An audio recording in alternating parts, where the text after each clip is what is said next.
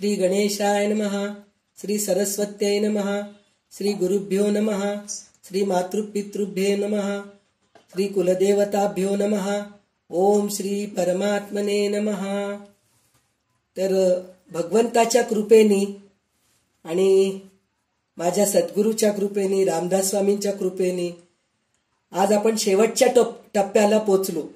दासबोधाच्या शेवटच्या टप्प्याला, म्हणजे दासबोधातील 20 दशक झाले आहेत. फक्त आता 20व्या दशकातले 2च समास उरलेले आहेत.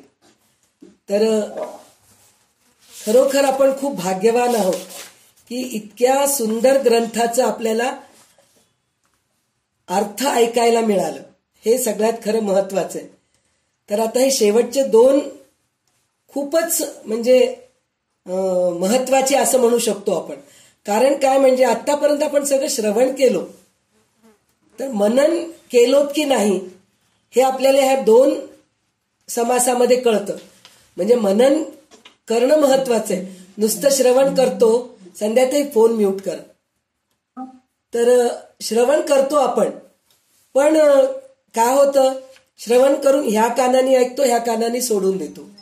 तर ते झालं नाही ना, ह्या 2 समासामध्ये आपल्याला कळतं. तर त्याच्यासाठी हे 2 समास खूप महत्वाचे आहेत. तर एक सूक्ष्म निरूपण, म्हणजे किती सूक्ष्म आहे परब्रह्म. आपण समजतो परब्रह्म म्हणजे साक्षात दर्शन झालं म्हणलं की विश्वरूप दर्शन घडणं, किंवा रामाचं पूर्ण धनुर्धारी रावण आहे, त्याच्या डाव्या बाजूला सीता आहे, उजव्या बाजूला लक्ष्मण आहे, आणि समोर दक्षिणे लक्ष्मणो यस वामे तू जनकात्मजा पूर्तोर मारतीर यस, पूर म्हणजे पायाजवळ दास मारुती बसलेला आहे. हे असं आपल्याला होतात, बऱ्याच लोकांना असं साक्षात्कार होतो. पण प्रत्यक्षात बघितलं तर हे साक्षात्कार होणं खूप छान आहे, पण त्याच्याही पलीकडे जे परब्रह्म आहे ते सूक्ष्म आहे. ते फक्त अनुभवायचंच असतो. ते साक्षात्कार आपण म्हणतो, पण साक्षात्काराच्या पलीकडे आहे ते. तर ते काय आहे ते आपण हे सूक्ष्म निरूपण आणि विमल ब्रह्म निरूपण. विमल ब्रह्म निरूपण म्हणजे विमल म्हणजे मलच नाहीये. आपल्या मनामध्ये थोडेसे मळ असतात, आपल्या शरीरामध्ये मळ असतं, आपल्या कपड्यांवर मळ असतं. ते सगळं आपण साबण लावून धुतो. मनाचं जर मळ निघून जावं, अंगाचं पण मळ निघून जावं म्हणजे की आपण कुठेतरी बाहेर जाऊन येतो, आलं की आपण हातपाय धुतो की नाही, म्हणजे आपलं मळ निघून जावं म्हणून आपण हातपाय धुवून घेतो.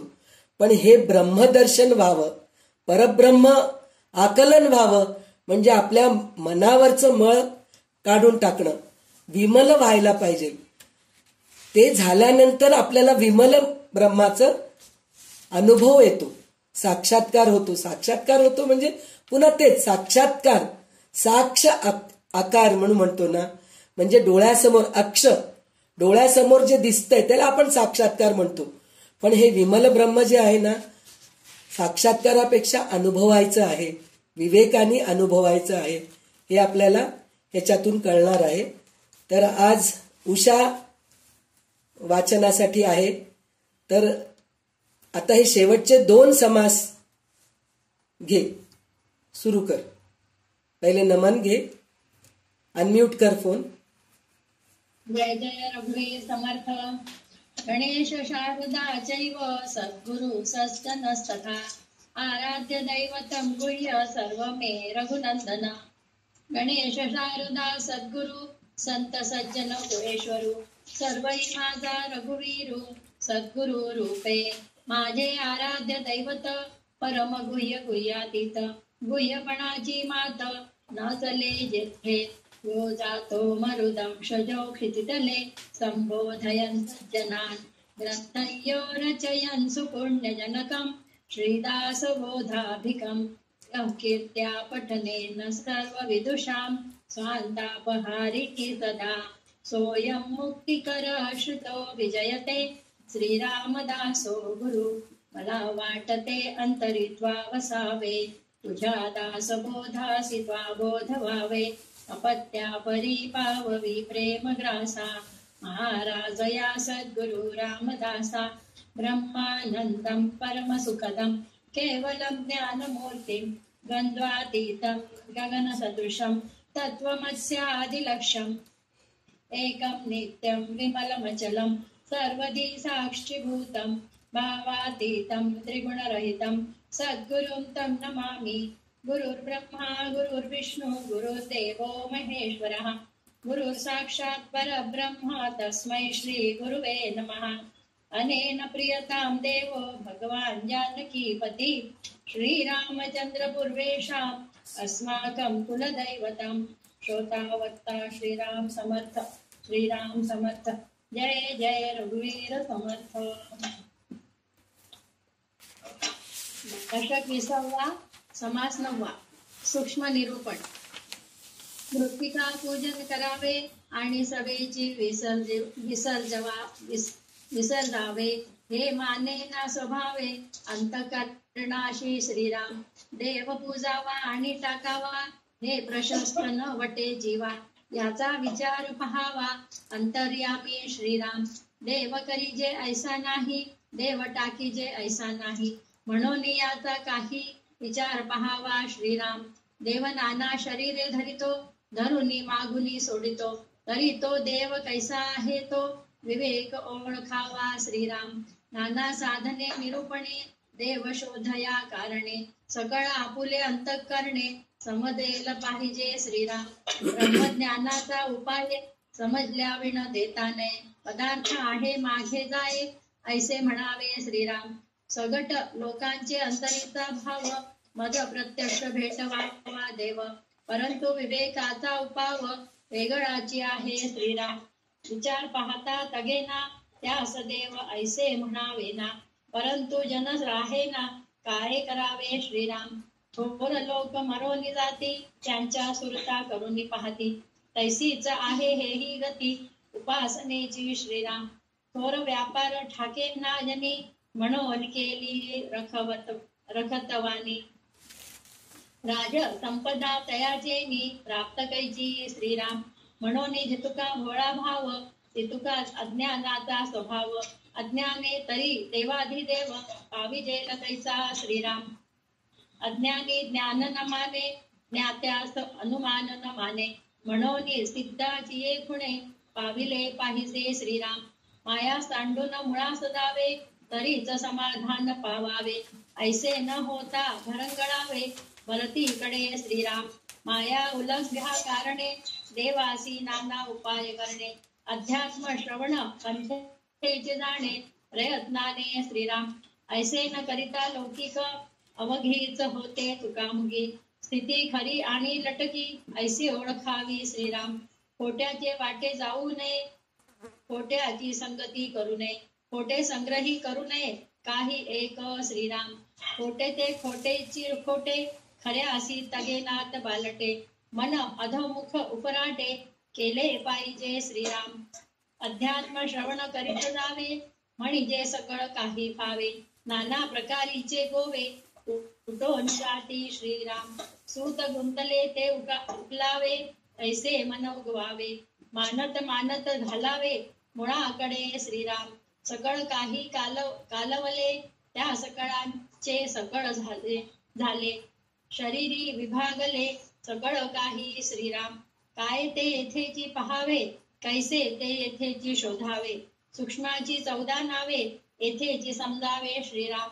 निर्गुण निर्विकारी एक ते सर्वाठाई व्यापक देहामध्ये ते निष्कलंक आहे की नाही श्रीराम मूळ माया संकल्प रूप ते अंतःकरणाचे स्वरूप जड चेतवी चैतन्य रूप तेही शरीरी आहे श्रीराम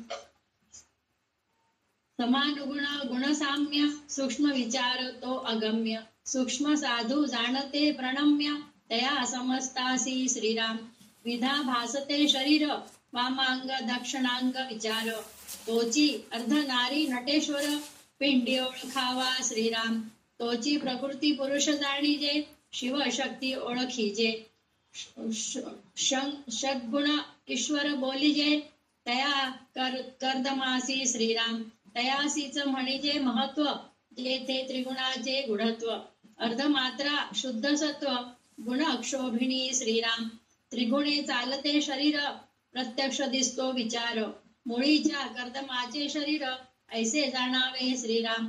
मन माया आणि जीव हा ही दिसतो स्वभाव. 14 नामांचा अभिप्राव पिंडी असा पहावा श्रीराम.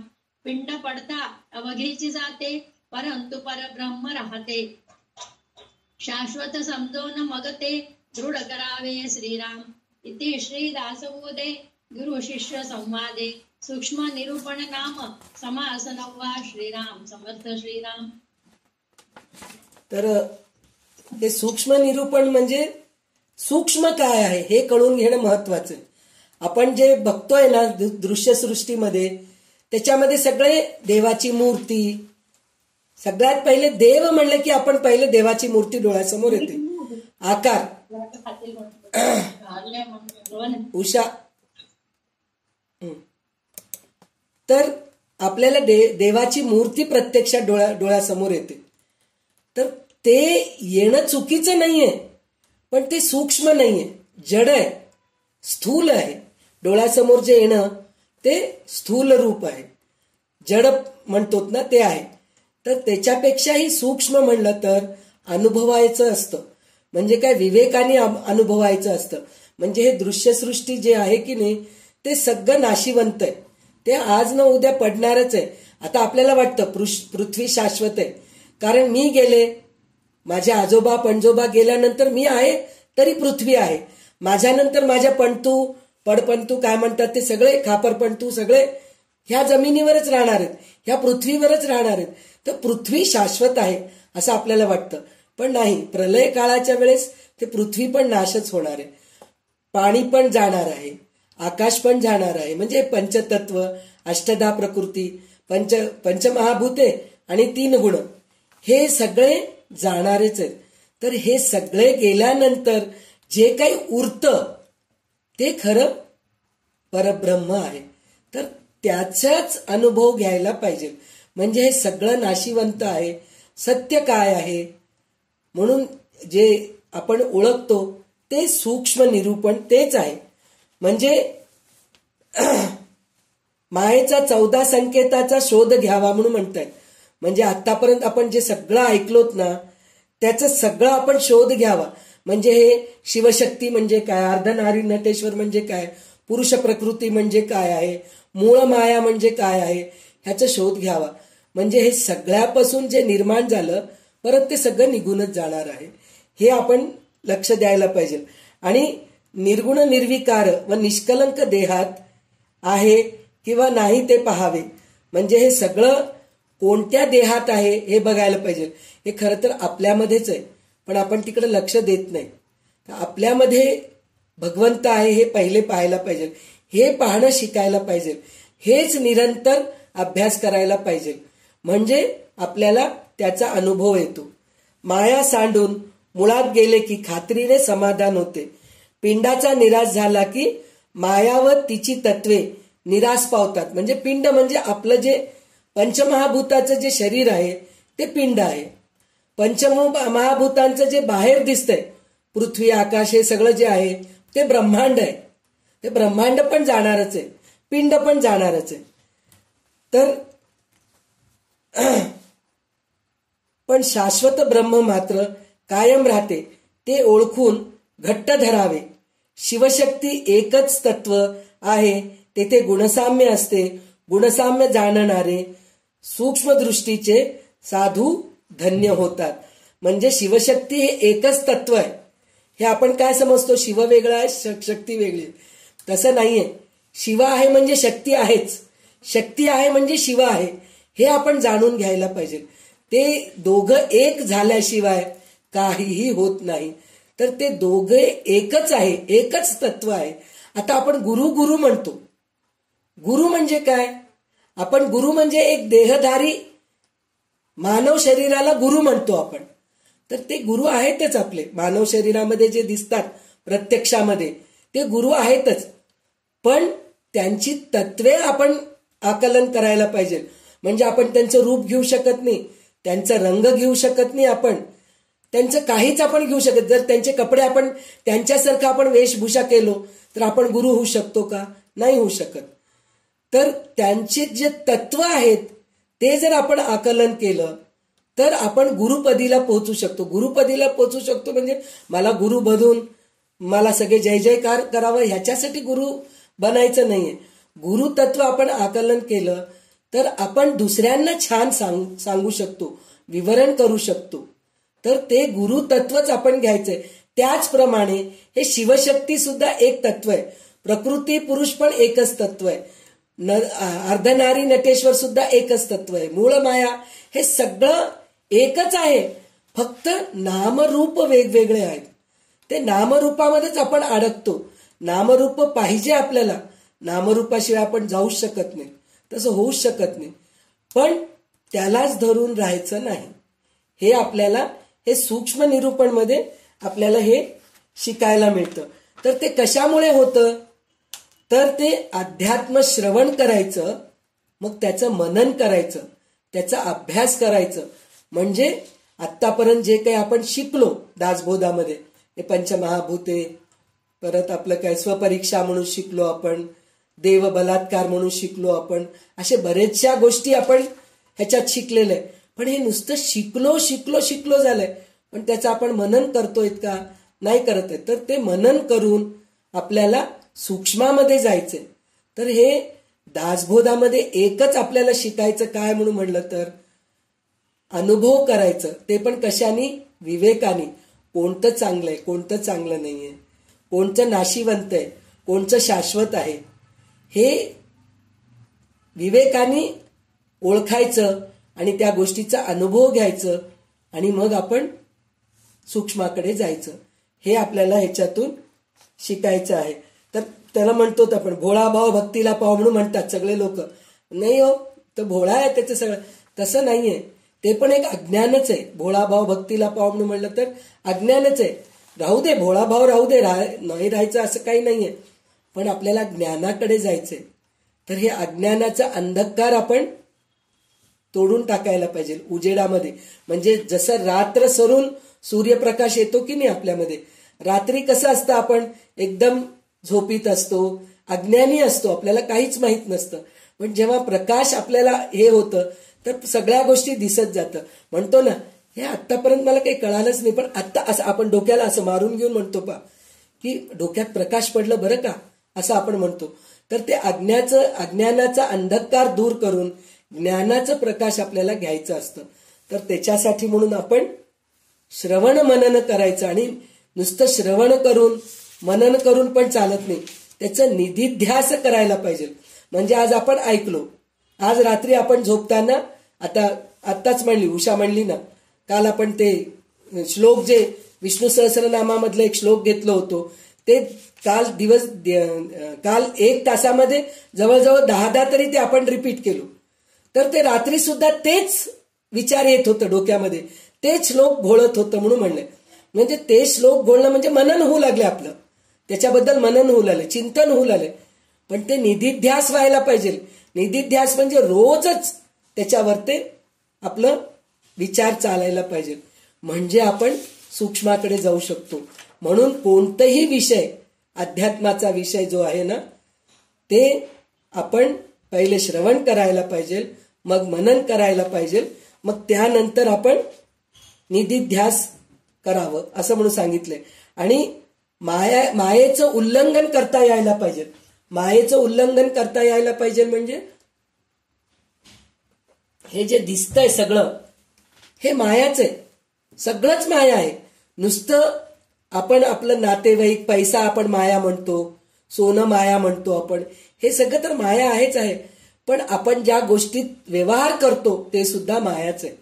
म्हणजे नातेवाईकांबरोबर जे व्यवहार करतो किंवा जे काही आपल्याला दृश्यसृष्टी जे दिसतंय ते सगळं माया आहे. माया म्हणजे सगळं नाशिवंत आहे. तर ह्याचं उल्लंघन करता यायला पाहिजे. म्हणजे हे सगळं माया आहे हे आपण बाजूला सारायला पाहिजे आणि त्याच्या पलीकडे जाऊन सूक्ष्म परब्रह्म काय आहे हे आपल्याला ओळखायला यायला पाहिजे. तर इथं मूळ मायामधील सगळी तत्वे एकत्र मिसळलेली आहेत. म्हणजे मूळ मायाचं सगळं मिश्रण झालंय, म्हणूनच हे सगळं जग निर्माण झालेलं आहे. पण हे मिश्रण झालेलं, हे मिश्रण कोणत्या तत्वाने बनले आहे, ते कसे बनले आहे, हे या मानव देहातच शोधावं. म्हणजे आपण या मानव देहात आलोत की नाही, तर ह्याच्यामध्येच आपण ह्याचा शोध घेऊ शकतो. नंतर जर आपल्याला पुन्हा कोणची योनी येते आपल्याला माहित नाही, किडा मकुडेचे योनी येतं का, नाही तर पशुपक्ष्यांचं योनी येतं का, पुन्हा मनुष्याचंच योनी येतं. बरं, मनुष्याचं योनी आल्यानंतर सुद्धा काय कुठं म्हणजे कुठलं पाप आपण काय करतो संचित होऊन ते पुन्हा आपल्याला हेच विषय मिळतं ह्याचे भरोसा नसतं. त्याच्यासाठी म्हणून आता आपण जे मानव देह धारण केलेलं आहोत तर त्याचा उपयोग आत्ताच करून घ्यावं. सूक्ष्माची जी 14 नावे आहेत ती येथेच समजून घ्यावे. म्हणजे इथं 14 नावे म्हणून सांगितलेले आहेत, तर नुसतं 14 नावेच नाहीयेत. हे पंचमहाभूत म्हणजे काय आहे, पिंड म्हणजे काय, ब्रह्मांड म्हणजे काय, मूळ माया म्हणजे काय, माया म्हणजे काय, हे सगळं ह्या शरीरातच आपण कळून घ्यायला पाहिजे, तरच होतं, नाहीतर होत नाही. ज्या अवस्थेत गुण समान असतात ती गुणसाम्य अवस्था होय. या साम्यावस्थेचा अतिशय सूक्ष्म अगम्य आहे. जे साधू पुरुष ही सूक्ष्म अवस्था जाणतात ते सर्वांना वंद्य असतात. म्हणजे काय, हे जे आहे की नाही, आता आपल्याला जे गुणसाम्य म्हणून म्हणतायत ना, गुणसाम्य म्हणलं तर प्रत्येकामध्ये आत्मा आहे, प्रत्येकामध्ये आहे. फक्त गुण म्हणजे शरीर वेगवेगळे आहेत, स्वभाव वेगवेगळे आहेत, कारण हे सगळे संचित कर्माने आलेले आहेत. पण प्रत्येकाच्या शरीरामध्ये आत्मा आहे. प्रत्येकाला तहान लागते, प्रत्येकाला भूक लागते, प्रत्येकाला झोप येते, हे सगळ्यांना आहे. आहार निद्रा भय मैथुनंच, हे सगळं पशुपक्ष्यांना पण आहे. हे गुणसाम्य आहे. पण त्याच्यात सुद्धा वेगळं काय आहे हे आपण या साम्यावस्थेचा विचार अतिशय सूक्ष्म व अगम्य आहे. म्हणजे खूप सूक्ष्म आहे. आपल्याला साम्य आहे म्हणून दिसते, सगळ्यांनाच भूक लागलेली दिसते, पण तुम्हाला भूक लागले तेव्हा मला भूक लागते का, नाही लागत. तुम्हाला जे पदार्थ आवडतात मला आवडतं का, नाही. तर हे खूप सूक्ष्म आहे. ते ज्या साधू पुरुषांना कळतं ते वंद्य असतात, सगळ्यांना वंद्य असतात. म्हणजे ते महान असतात, त्यांना सगळेजणी नमस्कार करतात. वंद्य म्हणजे नमस्कार करतात त्यांना. असे हे साधू आहेत. तसल्या साधूंच्या सहवासात जर आपण राहिलो तर आपल्याला सुद्धा सूक्ष्म काय आहे हे आपल्याला कळतं. आपल्या शरीराला डावा आणि उजवा असे 2 विभाग आहेत, पण ते दोन्ही जसे एक रूप आहेत त्याचप्रमाणे पिंडात अर्धनारी नटेश्वर असतो हे ओळखावा. म्हणजे तेच सांगितले ना, प्रकृती पुरुष, शिवशक्ती, अर्धनारी नटेश्वर, षड्गुणैश्वर्य, हे सगळं एकच आहे. म्हणजे एकच तत्व आहे, हे आपण ओळखायला पाहिजे. त्याच्यानंतर काय सांगितलं, सगळ्यात शेवटी काय म्हणलेत म्हणून म्हणलं तर मन, माया, जीव या 3 गोष्टी तर शरीराचा स्वभावच आहे. म्हणजे आपलं मन आणि माया आणि जीव, हे मन आपलं बदलत राहतं आणि आता इकडं खूप चंचल आहे मन, आणि हे माया पण तसंच आहे. आणि जीव, हे जीव सुद्धा आपलं जितकं दिवस आपल्या कर्मभोगाचे भोग भोगायचे तितकं दिवस आपल्या शरीरात जीव राहतं, नंतर ते निघून जातं. म्हणजे हे सगळे निघून जाणारेच आहेत, हे शरीराचा स्वभावच आहे. अशा रीतीने पिंडामध्ये 14 नावांचा संकेत पाहावा, त्याचे अस्तित्व समजावे. पिंड पडला की हे सगळे जाते, म्हणजे देह पडला की हे सगळं निघून जातं. परंतु परब्रह्म तेवढे राहते, ते शाश्वत आहे असे जाणून घट्ट धरून ठेवावं. म्हणजे सूक्ष्म काय आहे हे आपण लक्ष द्यावं. हे ह्याच्यामध्ये ह्याच्याने सांगितले की आता आपल्याला सूक्ष्माकडे जायचंय. आपण आता पूर्ण स्थूलामध्ये आहोत, तर ह्या स्थूलाहून सूक्ष्माकडे जायचंय. म्हणून सूक्ष्म निरूपण काय आहे हे आपल्याला समजून सांगत आहेत. शेवटच्या 9व्या समासामध्ये सूक्ष्म निरूपण म्हणजे काय हे आपल्याला, म्हणजे ह्याच्या अगोदर सुद्धा आपण सगळं ऐकलेलंच आहे, पण आता आपण शेवटच्या टप्प्याला जाऊ लागलोत. म्हणून पुन्हा एकदा आपल्याला आठवण करून देण्यासाठी म्हणून हे सूक्ष्म निरूपण काय आहे. म्हणजे हे सगळं नाशिवंत आहे, याला बाजूला सरून शाश्वत काय आहे, जे सूक्ष्म आहे त्याला धरून राहायला पाहिजे. आपण मूर्तीलाच धरून राहतो, माणसांनाच धरून राहतो, ह्याच्यापेक्षा नातेवाईकांना धरून राहतो, हे सगळे नाशिवंत आहेत. तर त्याच्यामध्ये त्यांनी सांगितले ना, सगळ्यात पहिल्या ओवीमध्येच त्यांनी सांगितलेलं आहे, मृत्तिका पूजन करावे आणि सेवेची विसर्जावे, हे मानेना स्वभावे अंतःकरणासी. म्हणजे आपण मृत्तिकाच्या, आता गणपतीचं आहे, हरताळिकेचं पूजा करतो आपण सगळ्या, आणि हे तर पार्थिव मूर्ती आणतो. पण जेव्हा आपण जे घरात मूर्ती आहे तेव्हा सुद्धा आपण संकल्प करताना पहिले देवाला आवाहन करतो. ते म्हणतो ना, पहिले तुम्ही या आसनावर बसा, मग त्यांचा आपण पाय धुतो. मानसपूजेमध्ये हे सगळं आपण बघितलेलं आहे. आणि प्रत्यक्षामध्ये सुद्धा आवाहनम अक्षताम समर्पयामी म्हणून आपण सुरुवातच तिथून करतो. म्हणजे पहिले भगवंताला आवाहन करतो, पुन्हा भगवंताला पाठवतो. म्हणजे खरं परमेश्वर बोलावलं तर येत नाही आणि जा म्हणलं तर जात नाही. हे सगळं माया आहे आपलं. बोलावणं, विसर्जन करणं, मृत्तिकाची मूर्ती आणणं, त्याचं प्राणप्रतिष्ठा करणं, मग नंतर पुन्हा त्याला विसर्जन करणं, किंवा आपण म्हणतो ना उत्तर पूजा करायचं आपल्याला. म्हणजे पहिले आपण आवाहन करून, अभिषेक करून, नैवेद्य दाखवून, आरती करून, शेजारती करतो, सगळंच करतो आपण.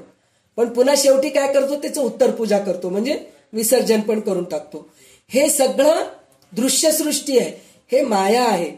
तर हे मनाला पटत नाहीये. जे साधू ज्यांना सूक्ष्म कळाले त्यांना हे सगळं पटत नाही. ते म्हणतात ते सगळं करायची गरजच नाही, तुम्ही सूक्ष्माकडे जा, सूक्ष्म परब्रह्म काय आहे या गोष्टीकडे लक्ष द्या, असं ह्या सूक्ष्म निरूपणमध्ये आपल्याला समजलेलं आहे. पण हे सगळं विवेकाने ओळखायचं आणि स्वतः अनुभव घ्यायचं. दुसऱ्यांचा अनुभव ऐकायलाच पाहिजे. दुसऱ्यांचा अनुभव ऐकल्याने आपल्याला सुद्धा कळतं, अरे त्यांना ते दिसलं, आपल्याला दिसलं नाही का, असं आपण थोडा वेळ होतो. पण नुसतं ऐकायचं ते, पण अनुभव आपला आपणच घ्यायचं असतं. हे अनुभव घेतलं तरच आपण सूक्ष्माकडे जाऊ शकतो. आता आपल्याला विमल ब्रह्म निरूपण हे शेवटचं दशक आहे. शेवटच्या दशकातलं शेवटचं समास आहे. तर हे काय आहे हे पण आपण आता बघूया. तर वाचत दशक 20वा समास 10वा विमल ब्रह्म निरूपण. धरू जाता धरिता नये, टाकू जाता टाकीता नये, जेथे जेथे आहेच आहे परब्रह्म ते श्रीराम. जिकडे तिकडे जेथे जेथे विनमुख होता सन्मुख होते, सन्मुख पण चुके नाते, काही केल्या श्रीराम. पैसले माणूस उठून गेले, तेथे आकाशाची राहिले, आकाश चहूकडे पाहिले, तरी सन्मुखची आहे श्रीराम.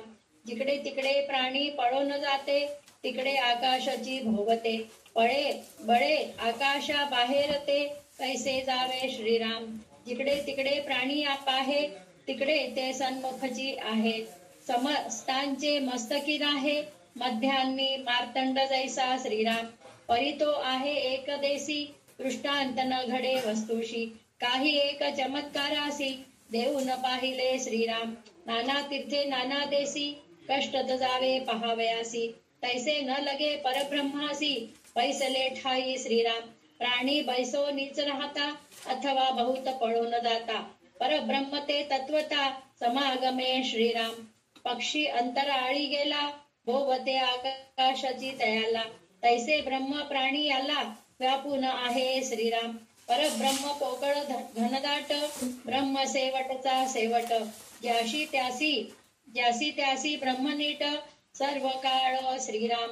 दृश्या स्वभावे अंतरी, ब्रह्म दाटले ब्रह्मांडोदरी, आरे त्या विमळाची सरी, कोणास द्यावी श्रीराम. वैकुंठ कैलास स्वर्ग लोकी, इंद्रलोकी 14 लोकी, पन्न गादिक पाताळ लोकी, तेथे आहे श्रीराम.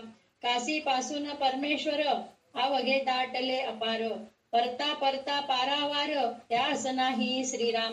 परब्रह्म ते एकले, एकदाची सकळाशी व्यापिले, सकळा स्पर्शोने राहिले, सकळा ठाई श्रीराम.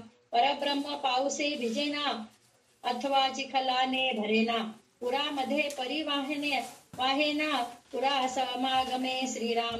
एक सरे सन्मुख विमुख वाम द्रव्य दोहीकडे एक आर्ध्य ऊर्ध प्राणी सकळीक व्यापून आहे श्रीराम. आकाशाचा डोहो भरला कदापि नाही उचंपडला. असंख्य पसरला जिकडे तिकडे हे श्रीराम. एक जिनसी गगन उदास जेथे नाही दृश्यभास. भासे विण निराभास परब्रह्म जाणावे श्रीराम. संत साधू महानुभावा देव दानव मानवा.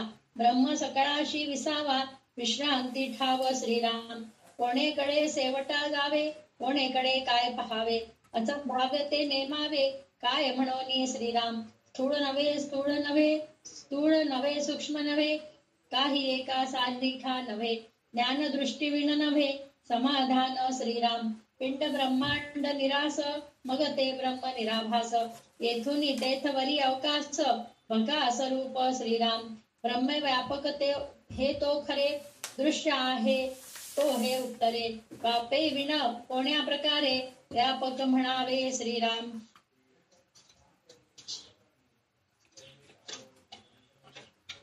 ब्रह्मा अशी शब्दाची लागेना कल्पना कल्पू सकेना. कल्पनेतीत निरंजना विवेक ओळखावा श्रीराम. शुद्ध सार श्रवण शुद्ध प्रत्ययाचे मनन. विज्ञानी पावता उन्मन्न सहजची होते श्रीराम. झाले साधनांचे फळ संसार झाला सफळ. निर्गुण ब्रह्म ते निश्चळ अंतरी बोंबिले श्रीराम. हिसेब झाला मायेचा झाला निवाडा तत्वाचा. साध्य होता साधनांचा ठाव नाही श्रीराम. स्वप्नी जे जे देखिले ते ते जागृती सोडाले. सहजचे अनुर्वाच्य झाले बोलता नाही श्रीराम. ऐसे हे विवेकी जाणावे प्रत्येक खुणेशी बाणावे. जन्म मृत्यूच्या नावे शून्याकार श्रीराम. भक्ताचेनी स्वाभिमानी कृपा केली दाशरथीने. समर्थ कृपेची वचने तो हा दासबोध श्रीराम. 20 दशक दासबोध श्रवणद्वारे घेता शोध. मनन कर्त्यास विशद परमार्थ होतो श्रीराम. 20 दशक 200 समास साधके पहावे सावकाश. निवरता विशेष कळो लागे श्रीराम. ग्रंथांचे करावे स्तवनाचे काय प्रयोजन तेथे प्रत्ययास कारण प्रत्ययो पहावा श्रीराम. देहे तव पाचा भूतांचा करता आत्मा तेथीचा. आणि कवित्व प्रकार मनुष्याचा काशावरुनी श्रीराम. सकळ करणे जगदीशाचे आणि कवित्वाची काय मानुषाचे. ऐशा अप्रमाण बोलण्याचे काय करावे श्रीराम. सकळ देहाचा झाडा केला तत्व समुदाव उडाला. तेथे कोण्या पदार्थाला आपुले म्हणावे श्रीराम. ऐसी हे विचारांची कामे उगमे भ्रमो नये भ्रमे. जगदेश्वर अनुक्रमे सगळ केले श्रीराम. इति श्री दासबोधे गुरु शिष्य संवादे विमल ब्रह्म निरूपण नाम समास 10वा. श्रीराम समर्थ श्रीराम. दशक 20वा समास. आता हे विमळ ब्रह्म म्हणजे मळ नसलेलं ब्रह्म हे खरं अर्थ याचं. पण ह्याच्यामध्ये काय सांगितलेलं आहे त्यांनी की ह्या विलक्षण ग्रंथामधील हा अखेरचा समास आहे. या समासात श्री समर्थांनी आपल्या तत्वज्ञानाचा सारांश ओतलेला आहे. म्हणजे आत्तापर्यंत जे सांगितलेत त्याचे हे सारांश आहे. म्हणजे थोडक्यात त्यांनी सांगितलेत. काय सांगितलेत त्याच्यातील 6 मुद्दे आहेत. कोणते 6 मुद्दे आहेत म्हणजे पहिला मुद्दा जो आहे एकटे एक परब्रह्म सर्व ठिकाणी सर्व बाजूनी सर्व काली व्यापून राहते. म्हणजे जसा आकाश पसरलेला आहे तसं सगळ्या ठिकाणी परब्रह्म पसरलेला आहे हे सांगितलेलं आहे. म्हणजे त्याच्यामध्ये पुष्कळ उदाहरण दिलेले आहेत. त्यांनी सांगितलेत की माणूस पळू लागलाय बसलाय तरी त्याच्या बरोबरच आहे. आकाश पक्षी आकाशात उडतो आहे त्याच्यासोबत पण आहे. पाताळामध्ये जा तिथं पण आहे. स्वर्गामध्ये जा तिथं पण आहे. कुठं पण जा तुम्ही तिथं परब्रह्म पसरलेलाच आहे. कुठंही नाही असं नाहीये.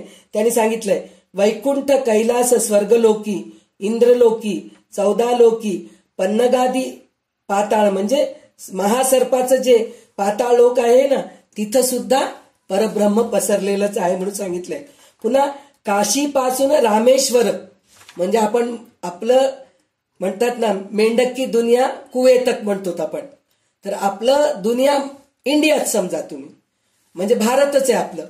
तर या भारतामध्ये आपण जास्तीत जास्त म्हणजे पहिल्या काळाचं म्हणतीये बरं का. आता तर काय कुठेही जातात, मानस सरोवरला जातात, चायनाला जाऊन येतात, जपानला जाऊन येतात, म्हणजे 7 खंड फिरू शकतो आपण विमानाने.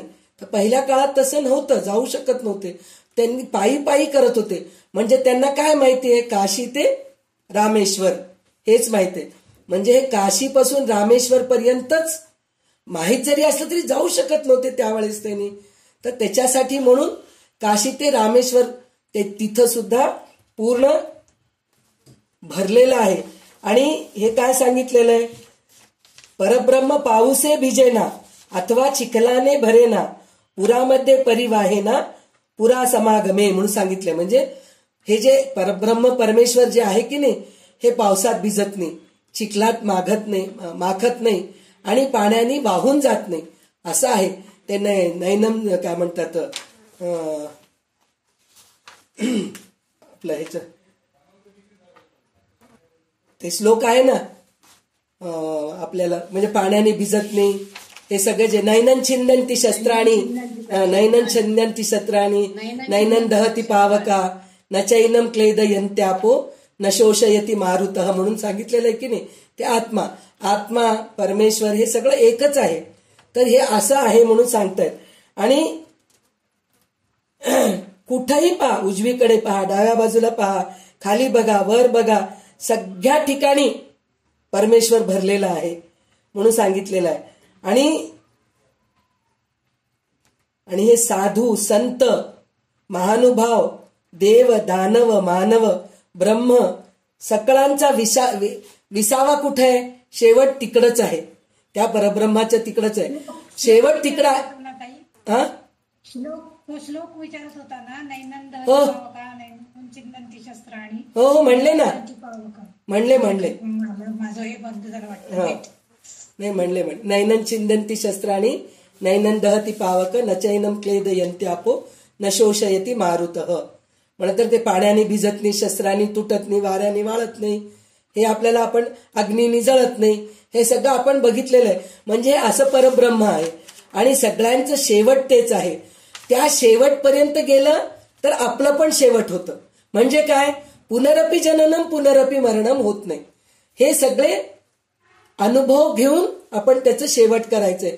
पण आपण काय करतो ते करत नाही. नैनन छिंदंती शस्त्राणी हे आपल्याला फक्त श्लोक पाठ आहे, त्याचा अर्थ सुद्धा माहित आहे, पण त्या खोलामध्ये जाऊन त्या गोष्टीचा आपण अनुभव घेत नाहीत. म्हणजे पाण्याने वाहून जात नाही, चिखलाने माखत नाही, हे सगळं माहित असतं.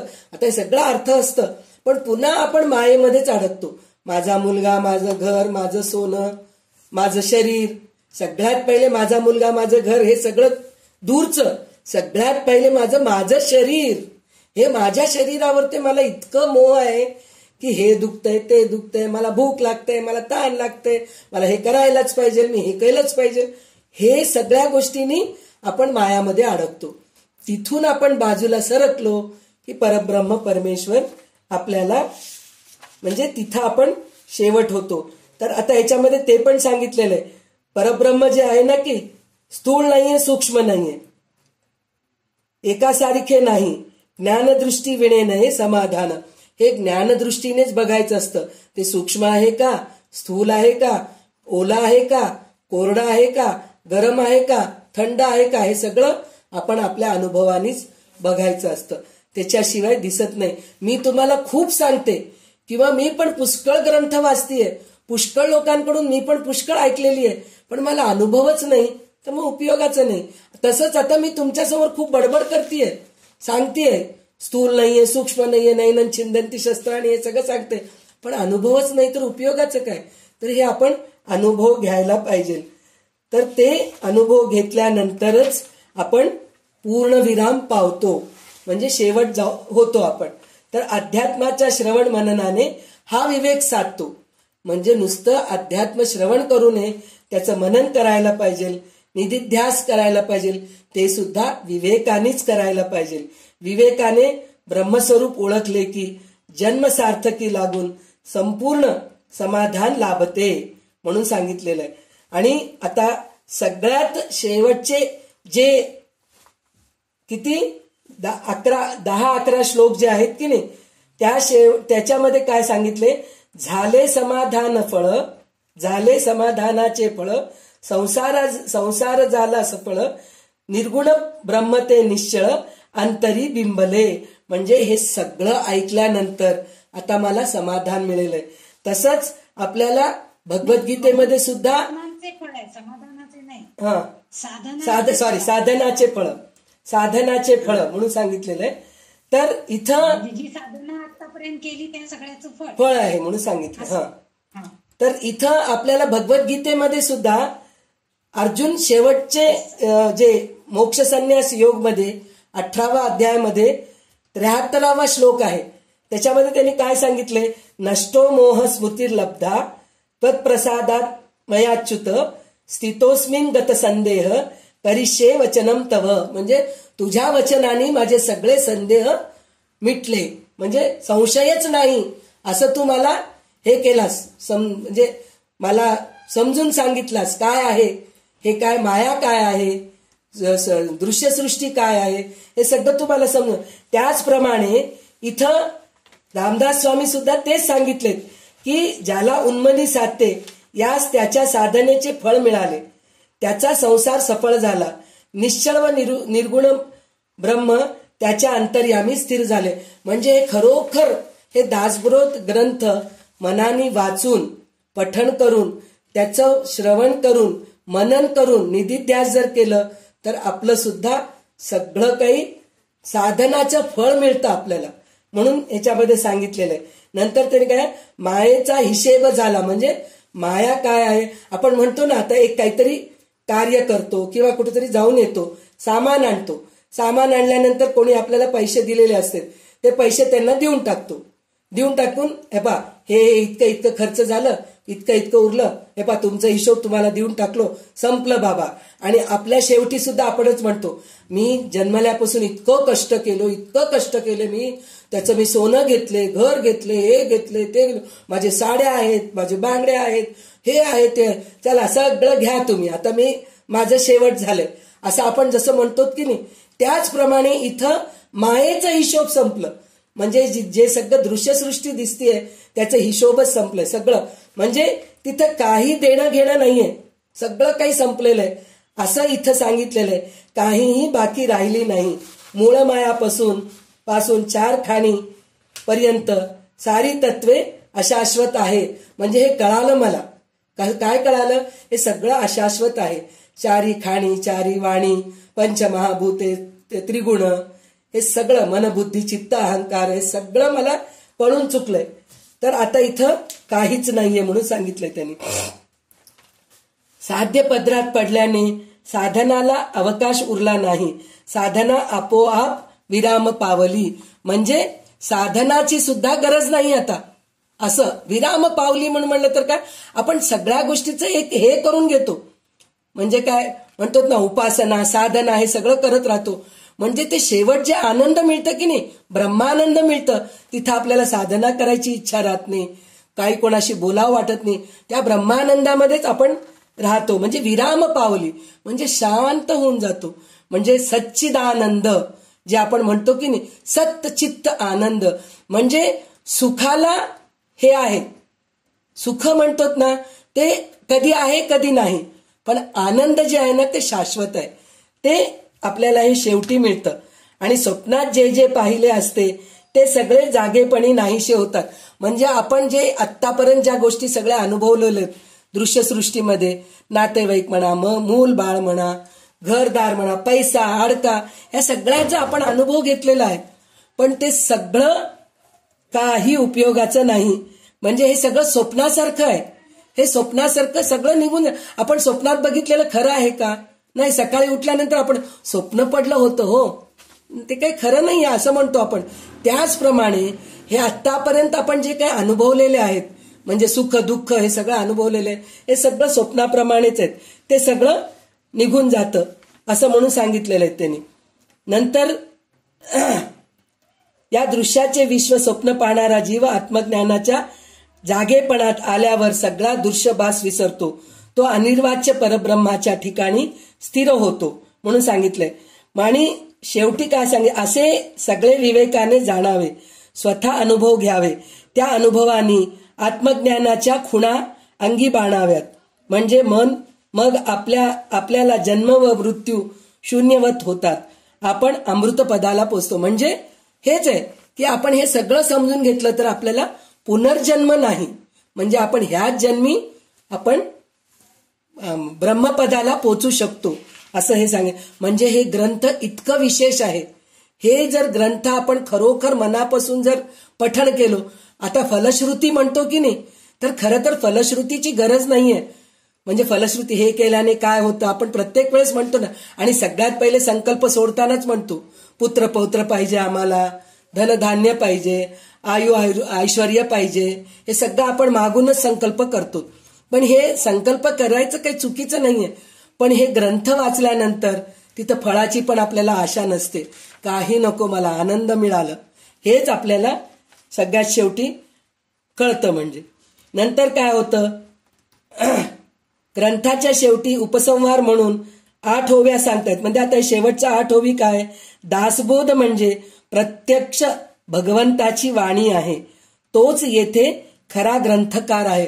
बघा इथं म्हणजे रामदास स्वामी स्वतः म्हणतायत, मी काही सांगितलं नाही, सगळं रामानीच सगळं मला सुचवलंय आणि रामानीच हे ग्रंथ माझ्याकडून लिहून घेतलेलं आहे. आणि त्याचं किती छान म्हटलेलं आहे त्यांनी की जर तुम्हाला वाटत असेल मी ह्या पृथ्वीवर नाहीये, पण हे दासबोध ग्रंथ जर घेतलात तर प्रत्यक्ष रामाचं तुम्हाला साक्षात्कार होतो किंवा अनुभव होतो. आणि त्याचप्रमाणे रामदास स्वामी सुद्धा आपल्या सोबत आहेत हे आपल्याला अनुभवायला मिळतं. तर त्याच्यासाठी म्हणून हे ग्रंथ खूप महत्वाचं आहे. श्री रामरायाने भक्ताचा अभिमान धरला आणि त्याच्यावर कृपा केली. त्या समर्थाच्या कृपेने ही वचने स्फुरली. म्हणजे आपण रामदास स्वामीला समर्थ रामदास स्वामी म्हणतो, पण रामदास स्वामी स्वतःला कधी समर्थ म्हणले नाहीत बरं का, ते रामरायालाच समर्थ म्हणलेले आहेत. कारण आपल्याला ते समर्थ वाटतात म्हणून आपण त्यांना समर्थ रामदास स्वामी म्हणतो, पण समर्थ रामदास स्वामी स्वतःला कधीच समर्थ म्हणले नाहीत. ते रामरायालाच म्हणतात समर्थ, कारण त्यांच्याकडूनच त्यांना सगळं काही मिळालेलं आहे म्हणून सांगितलेले. तर त्याच्यामध्ये रामरायाने भक्तांचा अभिमान धरला आणि त्याच्यावर कृपा केली. त्या समर्थाच्या कृपेने ही वचने स्फुरली. त्या वचनांचा संग्रह म्हणजे दासबोध आहे. म्हणजे हे सगळं रामदास स्वामींचे अनुभव आहेत बरं का. त्यांनी उगीच पुस्तक घेतलं लिहित बसले असं नाहीये. पहिले त्यांनी अनुभवले मग आपल्याला हे शिकवतायत, म्हणून आपल्याला इतकं चांगलं वाटतं. मी जर लिहायला बसले ग्रंथ, कोणाला दिले पुस्तक, तर कोणी वाचतील काय, हे कंटाळवाणं आहे, संध्या तुझं पुस्तक नको असं म्हणतील. पण रामदास स्वामींनी एवढं मोठं ग्रंथ लिहिलंय म्हणजे त्यांनी स्वतः अनुभवलेत पहिले मग सांगितले. म्हणजे दुसऱ्या सांगे ब्रह्मज्ञान स्वतः कोरडे पाषाण नाहीयेत, ते स्वतः अनुभव घेतलेले. अनुभव म्हणजे बघा तुम्ही 12 वर्ष त्यांनी तपश्चर्या केलेले, नदीमध्ये उभं राहून, एका पायावर उभं राहून, आणि जे भिक्षा मिळाले ते पाण्यामध्ये धुवून मग ते ग्रहण करायचे. त्याचं कारण काय, पोटाला मीठ मसाला नकोय, पोट भरायसाठी काहीतरी पाहिजे म्हणून ते अन्न घ्यायचे. आणि त्याच्यामध्ये अजून एक विचार त्यांचं होतं की जे अन्न जलचर आहेत त्यांना सुद्धा थोडं मिळेल, ही वृत्ती पण त्यांच्यामध्ये होती. म्हणजे अशा पद्धतीने त्यांनी तपश्चर्या करून स्वतः रामरायाचं साक्षात्कार करून घेतलेले आहेत. आणि देश भ्रमण केलेले आहेत त्यांनी, पूर्ण भारत भ्रमण केलेत. प्रत्येकाच्या मनात काय आहे ते ओळखून घेऊन प्रत्येक ठिकाणी मठस्थापना केलेले आहेत. आणि तिथं नुसतं मठस्थापना केले आणि तिथं स्वतःचं नाव लिहिले नाहीत, रामदास स्वामींचं आहे, नारायणाचं आहे म्हणून असं कुठेही लिहिले नाहीत. त्यांनी तिथं दुसऱ्या मठाधिपतीला सोपवले, मी इथं ते सगळं निर्माण केलो, आता तू हे पाहून घे. तिकडून निघाले, पुन्हा दुसऱ्या ठिकाणी गेले, तिथं मठ स्थापना केले, तिथं दुसऱ्याला नेमले, तिथून निघाले. म्हणजे कुठंही ते स्वतः राहिले नाहीत, कुठंही स्वतः राहून आपलं. आता आपणच बघा ना, 5 वर्ष झाले हो, काय आमचं ऑनलाईन क्लासेस चालू आहे पा, एकही दिवस खंड पडला नाही. ह्या क्लासला सोडून आपण दुसरीकडे जातोय का? नाही, कारण ह्याच्यात आपल्याला मोठेपणा मिळतोय. म्हणजे नाही, आम्हाला संध्याकडून शिकायला मिळतं, संध्याताईकडून शिकायला मिळतं म्हणून तुम्ही म्हणता. आणि मला हे इतके चांगले श्रोते आहेत बाबा, कुठं मिळते इतके चांगले श्रोते माझं बडबड ऐकण्यासाठी म्हणून, असं म्हणून मी हे ऑनलाईन सोडतीये का? पण नाही, रामदास स्वामी तसं नाहीये. जिथं आहे तिथं त्याचं सगळं निर्माण केले आणि तिथं सोडले, पुन्हा दुसरीकडे गेले. म्हणजे जिथं कमी तिथं मी, असं आहेत ते रामदास स्वामी. अशा प्रकारे त्यांनी केलेले आहेत. आणि दासबोधाचे 20 दशक आहेत. तो श्रवण करून जो शोधपूर्वक मनन करील त्या मनन करणाऱ्याला परमार्थ म्हणजे काय हे स्पष्टपणे कळेल. म्हणजे श्रवण केले आणि मनन केले त्याला खरं परमार्थ काय हे स्पष्टपणे कळतं म्हणून सांगितले. दासबोधाचे हे 20 दशक आणि 200 समास साधकाने स्वस्तपणे अभ्यासावे. त्याच्यावर विचार केल्यास अधिकाधिक अर्थ कळू लागेल. ग्रंथाची स्तुती करण्याची पद्धत आहे, परंतु अशी स्तुती करण्याचे कारण नाही. या ठिकाणी अनुभव हा प्रधान आहे. ग्रंथामध्ये सांगितलेल्या गोष्टी प्रत्यक्ष अनुभव घ्यावा. तिथं त्यांनी म्हणतात खरं तर या ग्रंथाची स्तुती करू शकतो, इतकं चांगलं आहे, पण मी स्तुती करत नाही म्हणतात. त्याचं फक्त तुम्ही अनुभव घ्या. आता आपण म्हणतो ना, आता हेच एक छोटंसं उदाहरण आहे. नाही हो, 3 ते 5चं जे क्लास आहे की नाही, त्याच्यामध्ये आम्हाला बऱ्याचशा गोष्टी शिकायला मिळत आहेत बरं का, म्हणून आपण कोणाला तरी सांगतो, अहो मला पण जॉईन करून घ्या ना त्याच्यामध्ये, असं आपण म्हणून सांगतो. पण इथं सांगायची गरज नाहीये, ते स्वतः अनुभवायचं आहे. सांगायलाच पाहिजे. म्हणजे हे ग्रंथ चांगला आहे म्हणून आपण सांगतो तर सांगतो, तसं नाही. पण नुसतं चांगलं आहे म्हणून सांगून उपयोग नाही. ते ग्रंथ हातात घ्यायला पाहिजे, ते वाचायला पाहिजे. त्याचं म्हणजे नुसतं वाचलं, काही वेळेस काय होतं माहितीये का, वाचन झालं, स्वाध्याय झालं माझं, पण दुसरीकडे कुठेतरी लक्ष असतं आपलं, त्याला वाचन म्हणत नसतात. वाचत असताना आपण स्वतः ऐकायला पाहिजे. असं आपण प्रत्येक वेळेस करतो. वाचत असतो पण आपलं मन दुसरीकडेच असतं. तर ते स्वाध्याय नाहीये, वाचन नाहीये, तर ते श्रवण करायला पाहिजे. म्हणजे त्याच्या खोलामध्ये जायला पाहिजे. तर ते श्रवण केलं तरच त्याचा उपयोग आहे म्हणून सांगितलेलं आहे. त्याच्यावर विचार केल्यास अधिकाधिक अर्थ कळू लागेल. आता आपण सगळेजण म्हणतो ना, इतकंदा आम्ही वाचलो हो, पारायण केलो दासबोधाचं, पण आत्ता कुठं थोडं थोडं कळू लागलंय आम्हाला. म्हणजे त्याचं कारण काय, आता आपण खोलामध्ये जाऊ लागलो त्याच्या, म्हणून आपल्याला ह्या सगळ्या गोष्टी कळतात. तर ह्या गोष्टीचा आपण प्रत्यक्ष अनुभव घ्यायला पाहिजे. देह तर पंचभूतांचा बनलेला आहे. अंतरात्मा हा खरा तेथील कर्ता आहे. हे जर खरे तर कवित्वाचे कर्ते पण आत्म्याकडेच आहे, माणसाकडे नाही. म्हणजे हे देह पंचमहाभूतांनी बनलेला आहे, पण अंतरात्मा हा खरा कर्ता आहे म्हणून सांगितलंय.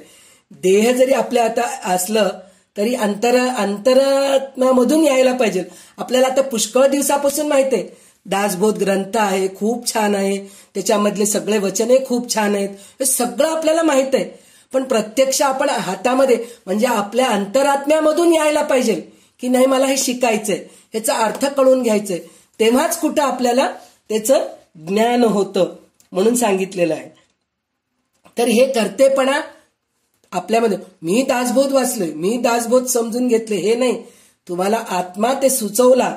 आपण शेवटी काय म्हणतो, परमात्म्याच्या कृपेने झालं हे सगळं. तसं आहे हे. परमात्म्याची कृपा नसलं तर काही घरामध्ये, किती लोकांच्या घरात चांगले चांगले ग्रंथ आहेत हो. दासबोधच ग्रंथ नाही, कितीतरी लघु सिद्धांत, काय की असे कितीतरी मोठे मोठे ग्रंथ आहेत, पण ते कधी उघडून बघितले नाही. हे आमच्या पंजोबापासून आहेत म्हणून एक कपड्यामध्ये बांधून ठेवलेले असतात. त्याच्यावर रोज एवढा हळदी कुंकू घालून, पुष्प घालून, दिवा लावून, नमस्कार, नैवेद्य, आम्ही रोज पूजा करतो. काही उपयोग नाहीये त्याचं. ते प्रत्यक्ष आपल्या हातामध्ये आल्यानंतरच त्या गोष्टीचं तिथं हे होतं म्हणून सांगितलेलं आहे.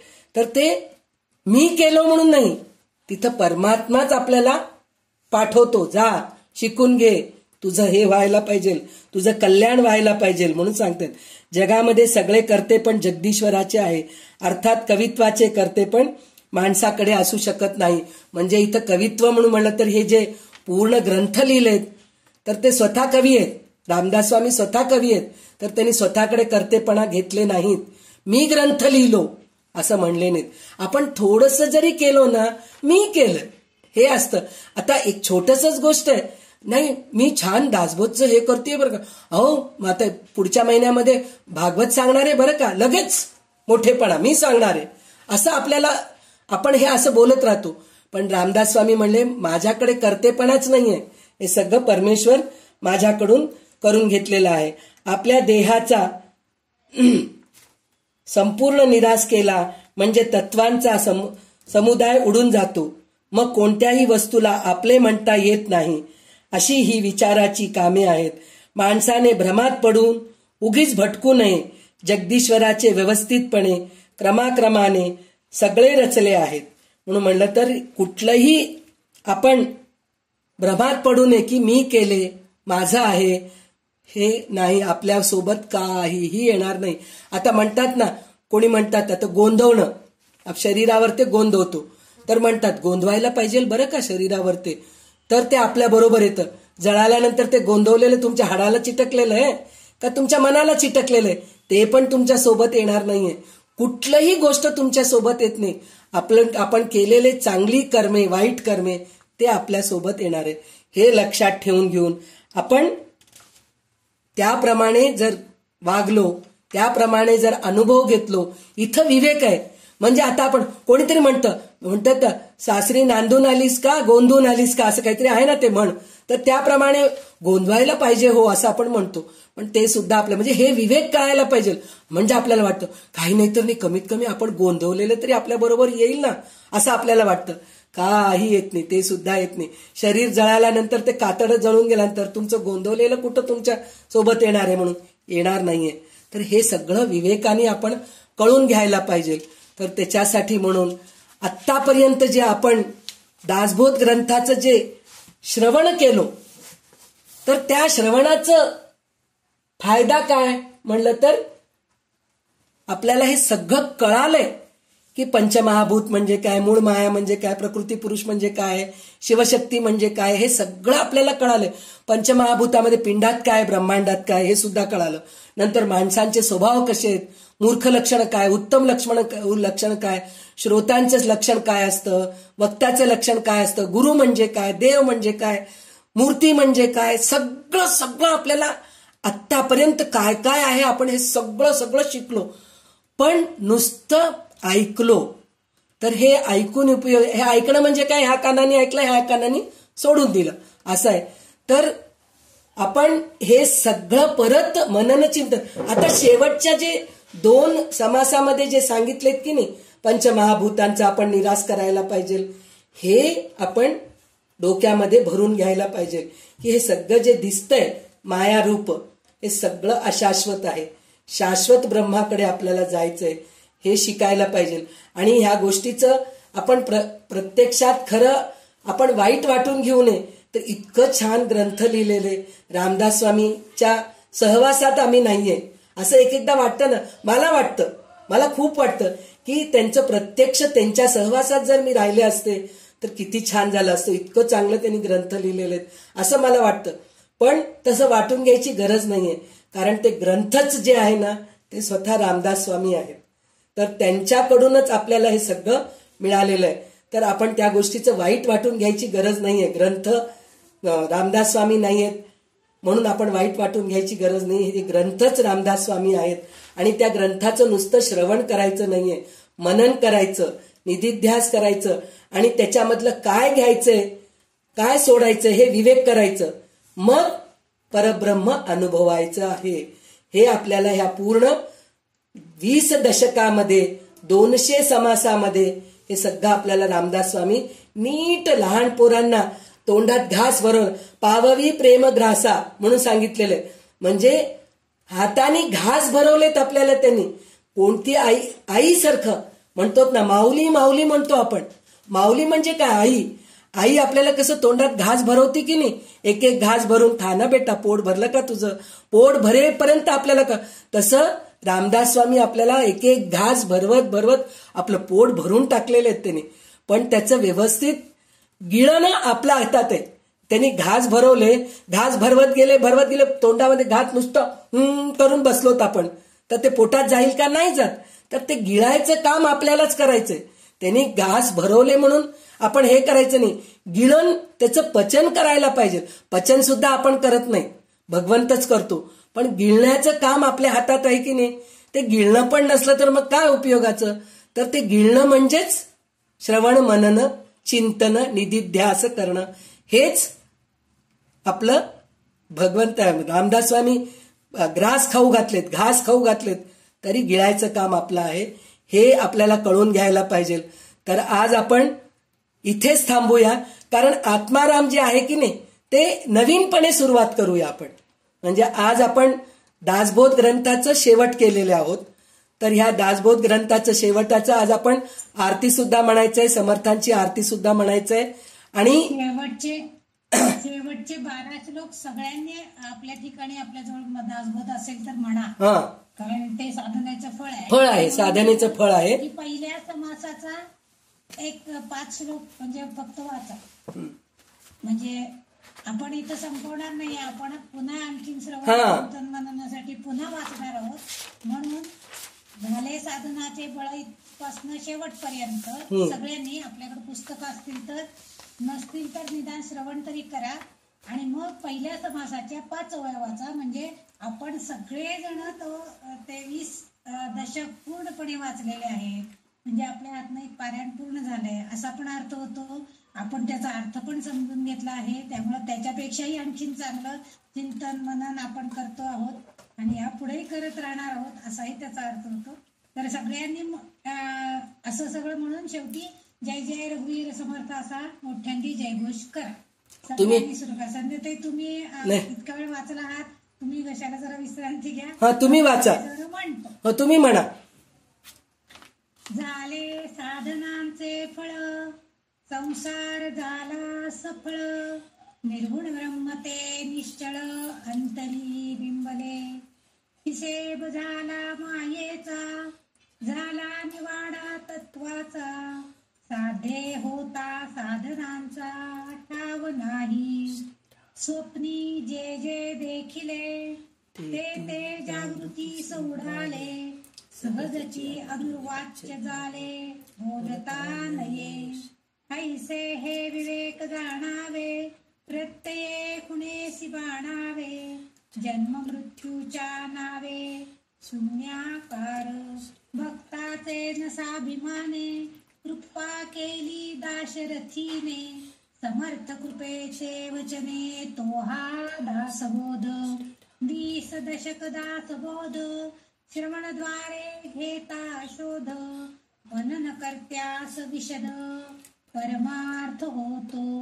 20 दशक 200 समास, साधके पहावे सावकाश, विवरता विशेषा विशेष फळो लागे, ग्रंथाचे करावे स्तवन, स्तवनाचे काये प्रयोजन, येथे प्रत्ययास कारण, प्रत्ययो पहावा, देह तव 5 भूतांचा, कर्ता आत्मा तेथीचा, आणि कवित्व प्रकार मनुष्याचा कशावरुनी, सकळ करणे जगदीशाचे, आणि कवित्वची काय मानुषाचे, ऐशा अप्रमाण बोलण्याचे काये घ्यावे, सकळ देहाचा झाडा केला, तत्व समुदाव उडाला, तेथे कोण्या पदार्थाला आपुले म्हणावे,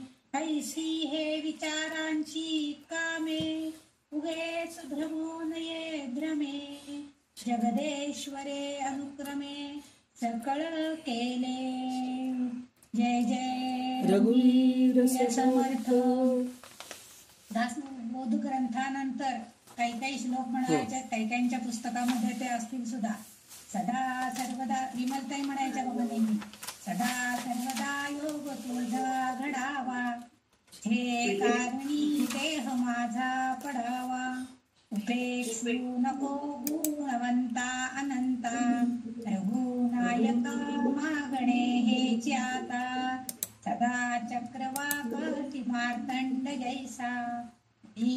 चालितो संकटी स्वामी तैसा, हरी भक्तीचा भाव गाजे निशाणी, प्रेक्षी कदा रामदासाभिमानी, मुखी रामच्या काम बाधू शकेना, मुळे इष्टधारिष्ट त्याचे चुकेना, हरी भक्त तो शक्त कामा समारी, यकी धन्य तो मारुती ब्रह्मचारी, हनुमंतामची कुळवल्ली राम मंडपावेला गेली, श्रीराम भक्तीने फळली रामदास बोले या नावे, आमुचे कुळी हनुमंत हनुमंतामुचे मुख्य दैवत, तया विणे आमुचा परमार्थ सिद्धिते न पवे सर्वथा, साह्यामासी हनुमंत आराध्य दैवत श्री रघुनाथ, श्री गुरु श्रीराम समर्थ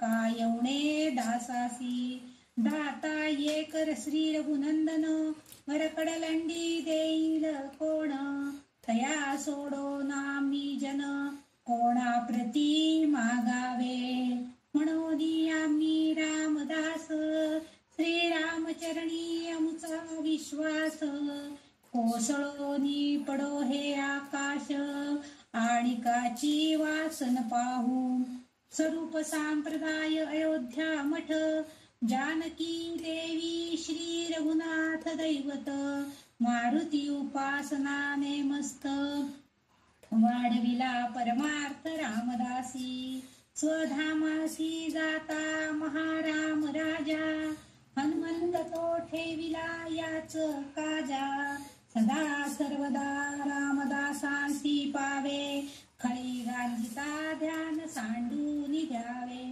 आपदामुपहर्तारं दातारं सर्वसंपदां, लोकाभिरामं श्रीरामं भूयो भूयो नमाम्यहम्, नमो आदिबोधात्मरूपा परेशा, नमो हंसनारायणा निर्जरेशा, नमो ब्रह्मदेवा वसिष्ठा श्रीरामा, नमो मारुती रामदासाभिरामा, ध्यान करू, ह्या चार ओळी मी गाण्यात म्हणून दाखवते. ध्यान करू जाता मन हरपले, सगुणी जाहले गुणातीत, ध्यान करू जाता, जेथे पाहे राघवाचे ठाण, जेथे पाहे राघवाचे ठाण, करीचा पवाड शोभत से, करीच्या पवाड शोभत से, ध्यान करू जाता मन हरपले, राम माझे मनी राम माझे ध्यानी, राम माझे मनी राम माझे ध्यानी, शोभे सिंहासनी राम माझा, शोभे सिंहासनी राम माझा, ध्यान करू जाता मन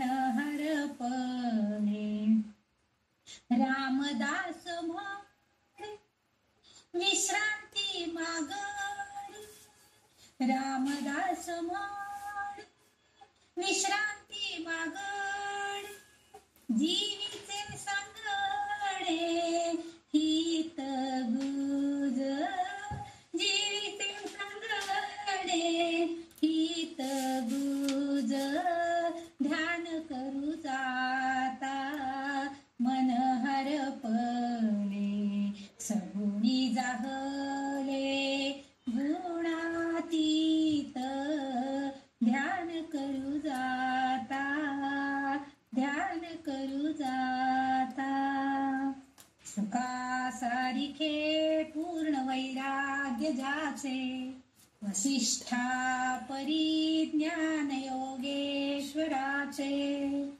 कही वाल्मिका सारिका मान्य ऐसा, नमस्कार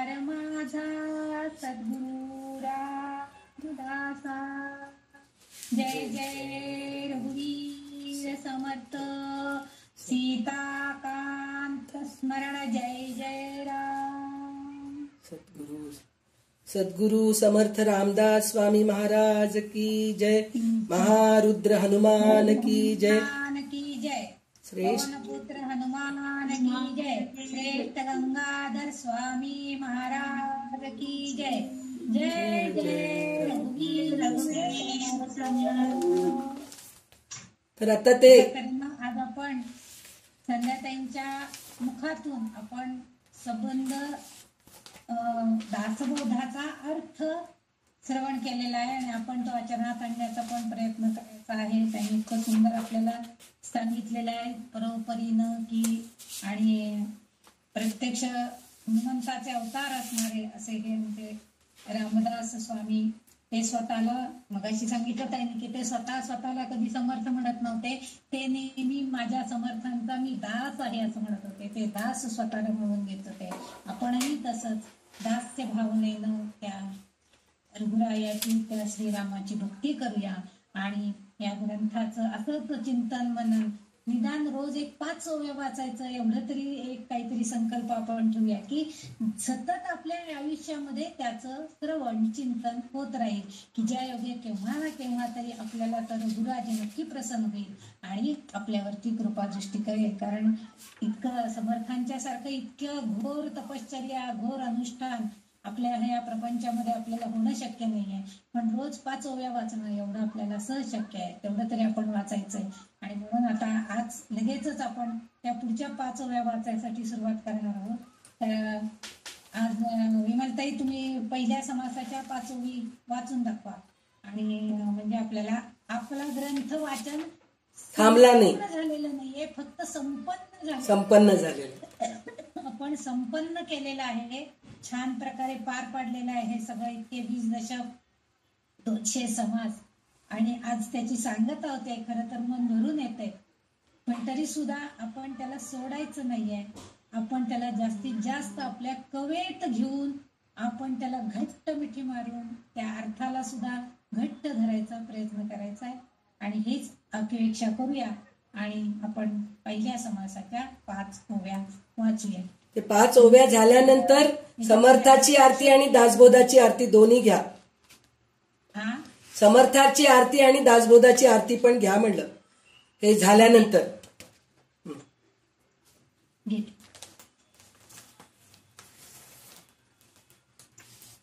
खरं तर आपण मनाचे श्लोक पण वाचायला पाहिजे होते पण आता आज मनाचे श्लोक वाचून इतके 205 आहेत त्यामुळे जवळजवळ आपल्याला 45 मिनिटं तरी कमीत कमी लागतात. उद्या आपण आधी सगळे मनाचे श्लोक नुसते म्हणूया. अर्थ तर ताईंनी आपल्याला सांगितलेलाच आहे आणि नंतर आपण आत्माराम ताई उद्या म्हणजे उद्या परवा केव्हा पुढच्या भागामध्ये जेव्हा आपण पुन्हा दासबोधाचं अभ्यासासाठी पुढे जाणार आहोत आत्माराम सगळेजणी 10 उठायच्या अगोदर आपण आपल्या मनाला समजूत करूया मनाला बोध घेऊया म्हणून त्याचंही एक पारायण म्हटल्यापेक्षा त्याचं एकदा कंठस्थ म्हणायचा प्रयत्न करूया. ते मनाचे श्लोक आपण प्रत्येक जण 10 घेऊया. आपण जितक्या असू ना त्याला प्रत्येकीला म्हणायला चान्स मिळेल. प्रत्येकीने वाचा आणि आपण आता सध्या म्हणजे त्याच्याबरोबर म्हणतोच आहोत आणि ते सोपे आहेत म्हणायला. म्हणूनच आपल्या मनालाच त्यांनी अगोदर बोध द्यायचा प्रयत्न केला आहे त्यांच्या या मनोबोधामधनं. मनाची मनाचे म्हणजे शतशः तुकडे झालेले आहेत मनाचे आणि त्या सगळ्यांना एकत्र बांधायची मोठ वळायची आणि त्याच्यातनं तुम्हाला ज्ञान द्यायचंय हे काम मनोबोधाचं म्हणजे मनाच्या श्लोकांचं आहे. चला विमलताई वाचा. म्हणा विमलताई. हो म्हणते.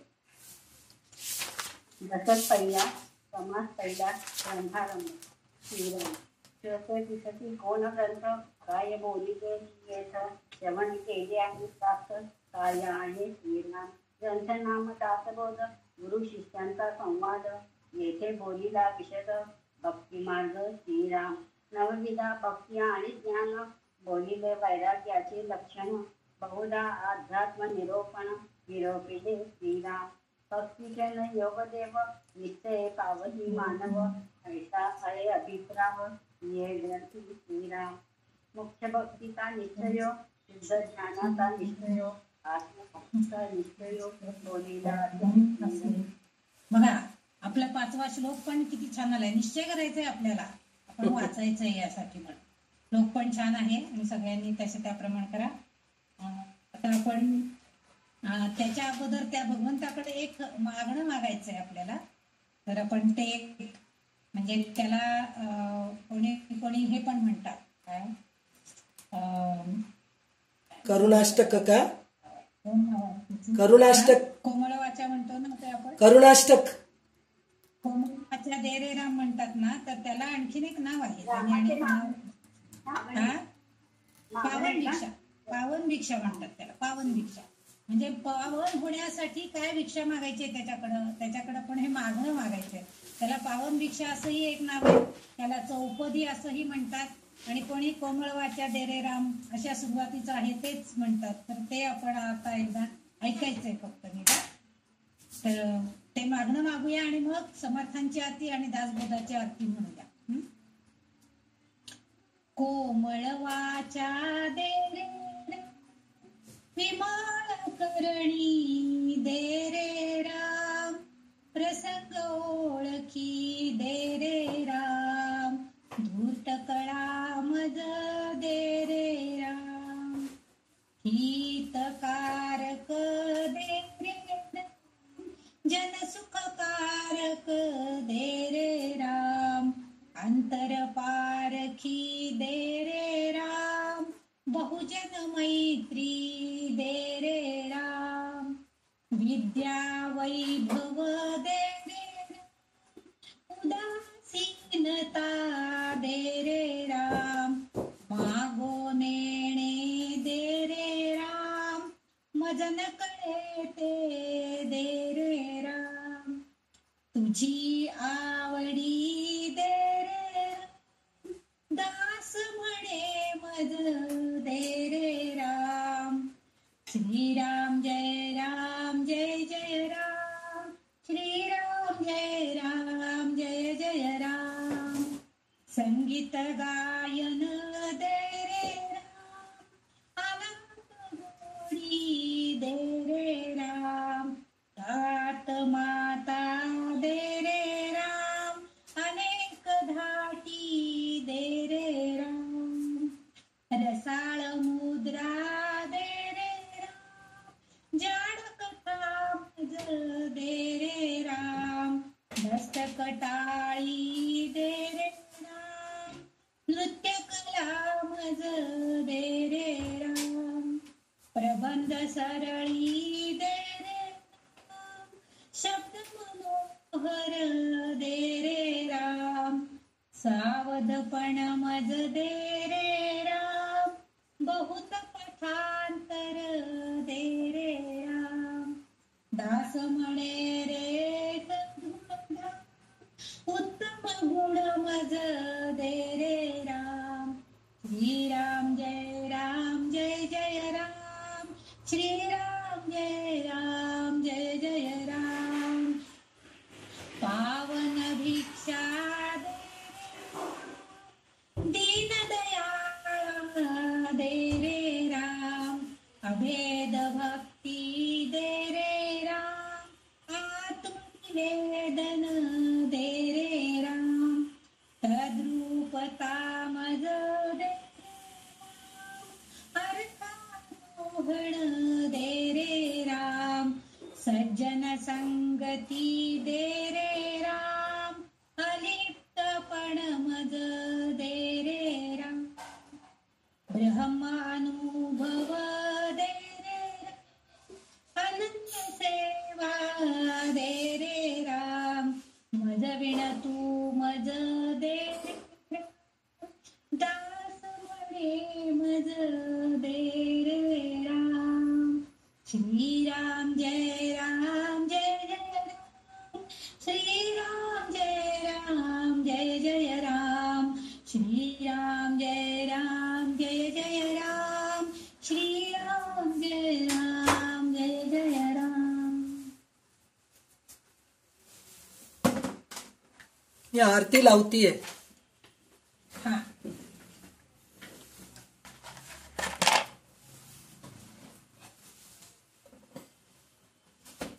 रामाची आरती म्हणूया हो आणि मग समर्थांची म्हणूया. कारण त्यांची रामभक्ती आहे, त्यामुळे ते सदैव आधी रामाला भजत होते, त्यामुळे आधी रामाची आरती. रामाची आरती, समर्थांची आरती, दासबोधाची आरती. हा, आणि मग कपूराची म्हणूया. जे 3 होतात ते 4 म्हणूया. हा, नाहीतर मग आज मंगळवार आहे ना. हा, तर मी त्या सौंदर्य लहरीची आरती तुम्हाला म्हणून दाखवतो. सौंदर्य लहरीचं म्हणून पुन्हा कर्पूर आरती पण म्हणा. कर्पूर लावणारच आहे मी. बरं, ठीक. म्हणू दे, मग 4थी होती, कर्पूर आरती 4थी होते, मग राहू द्या.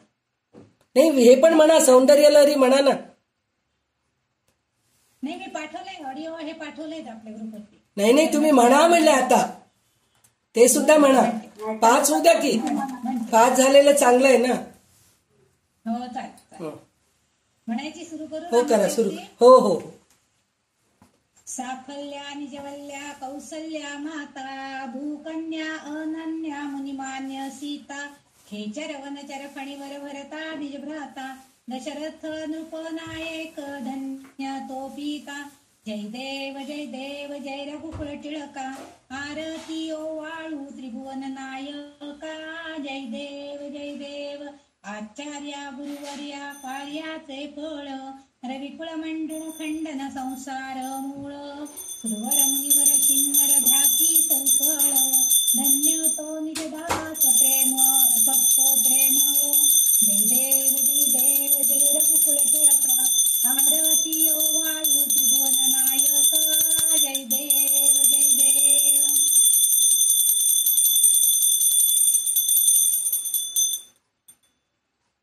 एक मिनिट थांबा.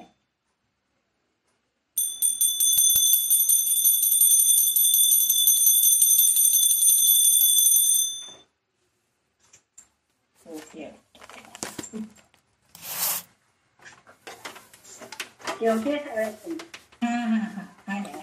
सुखसहिता दुःखरहिता ते पण. सुखसहिता दुःखरहिता म्हणू का? पहिले ते म्हणा, मग दासबोध. पहिले सुखसहिता दुःखरहिता. हो, पहिले सुखसहिता रामदास स्वामींची आरती होऊ दे. हो, पहिले सुखसहिता दुःखरहिता म्हणा. रामदासांची वेगळे. आरती रामदास सद्गुरु सर्वेशा, काया वाचा मनोभावे ओवाळू परेशा, जय रामदासा. रामदास मूर्तिमंत रामचंद्र अवतार, कलियुगी अवतारुनी केला भक्तांचा उद्धार, जय रामदासा. सद्गुरु सर्वेशा, जय रामदासा. वैराग्य भक्ती ज्ञान शांती क्षमा विरक्ती, विवेक अलंकृत क्षमा दया सर्वभूती, जय रामदासा. सद्गुरु सर्वेशा, जय रामदासा. सच्चिदानंद घन रामदास केवळ, दिनाकर कृपायोगे रामचंद्र निर्मळ, जय रामदासा. सद्गुरु सर्वेशा, आरती रामदासा. सद्गुरु सर्वेशा, काय अनुभावे ओवाळू परेशा, जय रामदासा.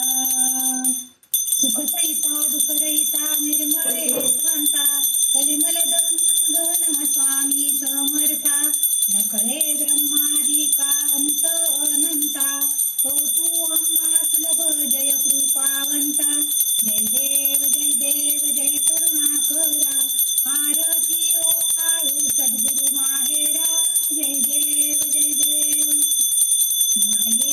माहेर विश्रांती ठाव, शब्दी अर्थ लाभ बोलणी वाव, सद्गुरु प्रसादे सुलभ उपाव, रामी रामदासा फळला सद्भाव, जय देव जय करुणाकरा, आरती ओवाळू सद्गुरु माहेरा, जय देव. आता दासबोधाची आरती म्हणूया.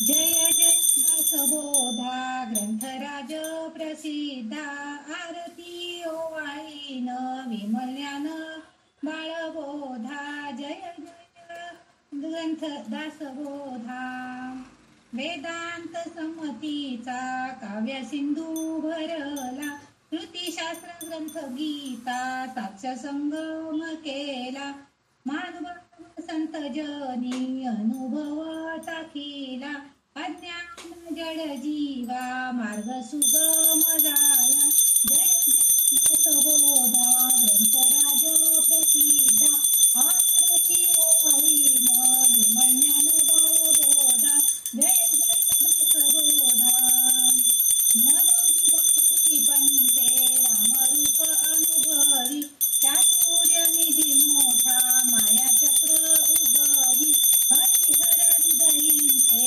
ध्येय प्रकट दावी बद्धाची सिद्ध झाले असंख्यात मानवी जय जय दासबोधा ग्रंथराज प्रसिद्ध आरती ओवाळीन विमळण्यान बाळबोधा जय जय दासबोधा दशकींचा अनुभव जो पाहे नित्य नेम विवरिता स्वये ब्रह्मची होये अपार पुण्य गाठी तरी श्रवण नाहे लेखकाचे भाव गर्भ हृदयीला आहे जय जय दासबोधा ग्रंथराज प्रसिद्धा आरती ओवाळीन विमळण्यान बाळबोधा जय जय दासबोधा कर्पूर लावता का मग काय सौंदर्य म्हणतात.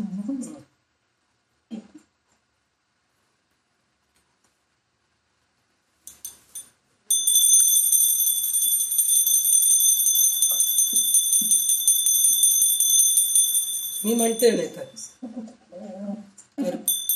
कापुराची आरती करते प्रेमे श्री हरिला प्रेमे सद्गुरुला सचितानंदे रूप पाहता आनंद झाला सचितानंदे रूप पाहता आनंद झाला देह कर्दुनी उकळून शुद्ध कापूर मी आणिला सद्भावे हाती घेऊन ओवाळू हरिला सद्भावे हाती घेऊन ओवाळू गुरुला काम क्रोध हे शत्रू जाणून उजळू ज्ञानाला सद्भावे हाती घेऊन ओवाळू हरिला सद्भावे हाती घेऊन ओवाळू गुरुला कापुराची आरती करते प्रेमे श्री हरिला प्रेमे सद्गुरुला सचितानंदे रूप पाहता आनंद झाला सचितानंदे रूप पाहता आनंद झाला सचितानंदे रूप पाहता आनंद झाला कर्पूर गौरम करुणावतारम संसारसारम भुजेंद्रहारम सदा वसंत हृदयारविंदम भवम भवानी सहितं नमामि मंदारमाला कपालकाय कपालमाला द्विशेखराय दिव्यांबराय च दिगंबराय नमः शिवाय इति श्री कर्पूर नीरांजन दीपम समर्पयामि. घालीन लोटा आमची अंगणामध्ये. माझी जरा दूध आरती वेगळी आहे जराशी. ठीक आहे, छान आहे, पण ही सुद्धा आरती छान वाटते. म्हणजे गुरुच आहे ना हे सुद्धा म्हणून हा धूपदीप झाला धूपदीप झाला आता कर्पूरारती देवा कर्पूरारती छत्र सिंहासनी बैसले जानकीपती कर्पूरवडी सममानस माझे निर्मळ राहू दे देवा निर्मळ राहू दे कर्पूरवडी समभाव भक्तीचा सुगंध वाहू दे कापुराची लावून ज्योती पाहिन तो मूर्ती देवा हृदयी तो मूर्ती धूपदीप झाला आता कर्पूरारती ध्यान कळे ना ज्ञान कळे ना कळे काही मजला ना कळे काही शब्द रूपी गुणमाला वाढीन तो पायी मुखी नाम नेत्री ध्यान डोळा तो मूर्ती देवा हृदयी तो मूर्ती धूपदीप झाला आता कर्पूरारती धूपदीप झाला आता कर्पूरारती देवा कर्पूरारती छत्र सिंहासनी बैसले जानकीपती छत्र सिंहासनी बैसली आदिमाया शक्ती छत्र सिंहासनी बैसले गणाधिपती छत्र सिंहासनी बैसले कैलासाधिपती छत्र सिंहासनी बैसले वैकुंठाधिपती जय जय रवींद्र समर्थ. म्हणजे ज्या देवाचं असेल ना त्या दिवशी ते म्हणतो आम्ही, का गणपती गणाधिपती म्हणतो, शंकराचं काही केलं तर कैलासाधिपती असं. सगळे आरती घ्या आणि सगळ्या आरती घ्या आणि हा करुणा ते आपलं दररोज म्हणतो ना आपण, भगवंताची कृपा अशीच राहू दे आमच्यावरती. कोणतं ते घे भाऊ सुमने म्हणते का? भाऊ सुमने म्हणते, पण आपलं ते रोज म्हणतो ना आपण, कल्याण करी रामराया. वाहू सुमने तवच पद कमली प्रमाण कर. तू तरी म्हण, मी तरी म्हणते. प्रणाम करूया हो आत्मसुखाची हीच पाऊले, हृदयी धरूया हो मानून घ्यावी सेवा अमुची, अल्पच ही सारी सद्गुरु राया प्रसन्न व्हावे, भक्ताला तारी.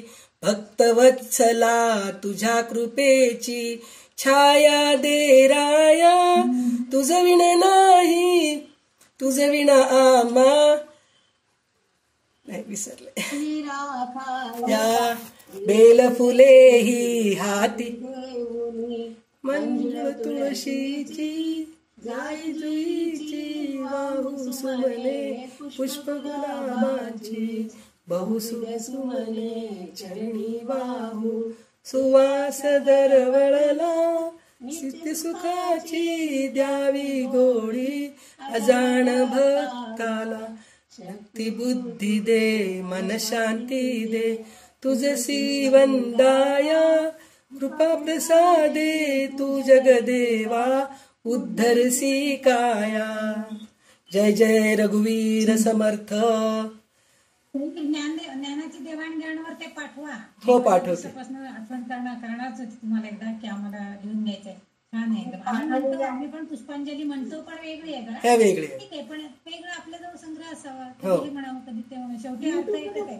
आता जसं आपण सगळा कार्यक्रम झाला की पसायदान म्हणतो, म्हणजे प्रसाद मागतो. तर कल्याण समर्थांचं पसायदान कसं आहे ते बघा. एक 5-6 श्लोक आहेत, वाचून दाखवते. म्हणजे आपण जसं ज्ञानेश्वरांचं पसायदान वाचतो म्हणजे कुठले कार्यक्रम झाला की, तसं हे समर्थांचं पसायदान आहे.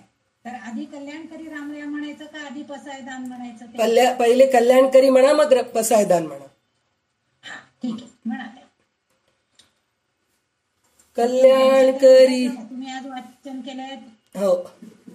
उषाताई तुम्ही वाचन केलंय, तुम्ही कल्याणकरी म्हणताय का? बघा म्हणते ना.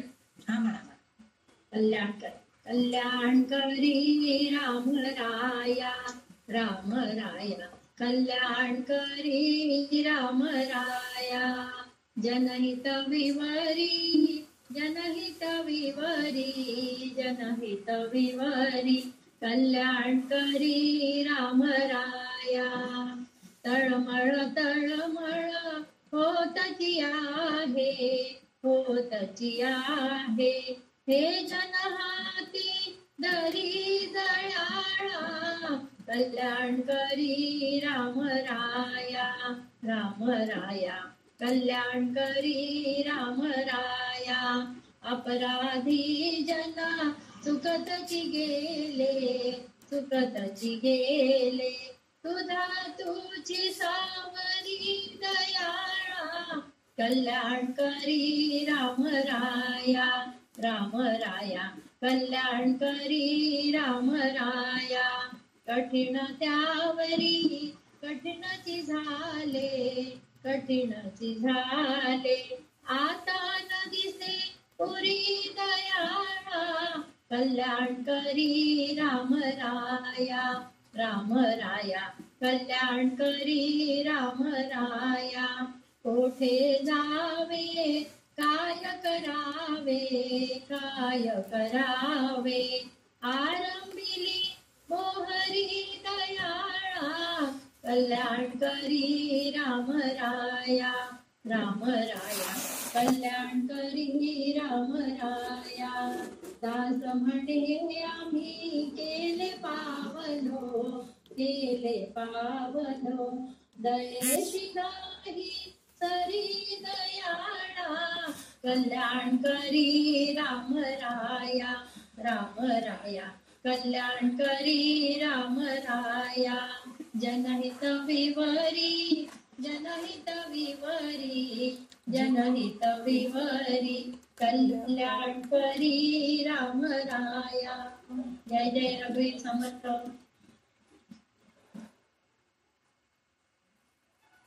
अनम्यूट करा फोन अनम्यूट करा. समर्थांनी फक्त 3 श्लोकामध्ये पसायदान मागितलंय भगवंताकडं. रघुनाथ दास्ता कल्याण व्हावे, अति सौख्य व्हावे, आनंद व्हावे, उद्वेग नासो, वरशत्रु नासो, नाना विलासे मगतो विलासो, कोडे नको रे कळही नको रे, कापट्य कर्मी सहसा नको रे, निर्वाण चिंता निरसी अनंता, शरणागता दे बहुधात माता, अजयो न हो रे जयवंत हो रे, आपदा नको रे बहुभाग्य हो रे, श्रीमंतकारी जनहितकारी, परोपकारी हरिदासकारी. जय जय रघुवीर समर्थ. समर्थ. आणि काय त्यांच्याकडे छान मागितले, काही नको मला, तुझी फक्त सेवा करू दे. परोपकारी हरिदास, त्या हरिदासाला तू काढून दे मला सगळ्या याच्यातून. एवढंच मागणं समर्थांनी केलेलं. आज काही खूप छान वाटलं. आणि खरंच आता संपता जास्त आणखीन त्याची ओढ लागली वाटत होती. त्यामुळे ते संपलं. नाही, खरंच वेगळं वाटतंय. वाटत आहे. पूर्ण सांगता खूप छान झाली. सांगता छान झाली. सभा तर झालीच झाली, ते तर चरित्र रामदासाचं, पण सांगता खूप छान झाली. म्हणजे सांगता छान, राहायसारखी झाली, आठवणीत राहायसारखी झाली. तर तेच पुन्हा एकदा मी तुमच्या सगळ्यांसमोर एक प्रार्थना करते. माझी इच्छा पूर्ण झाली. माझी इच्छा पूर्ण झाली. मला नागपूरमध्ये काय आहे ते ऐकायचं होतं, माझ्यामुळे तेच एकदा मी माझ्याकडून मी तुम्हाला सगळ्यांना शिरसाष्टांग नमस्कार करते. कारण तुम्ही खरोखर इतकं चांगलं ऐकलात.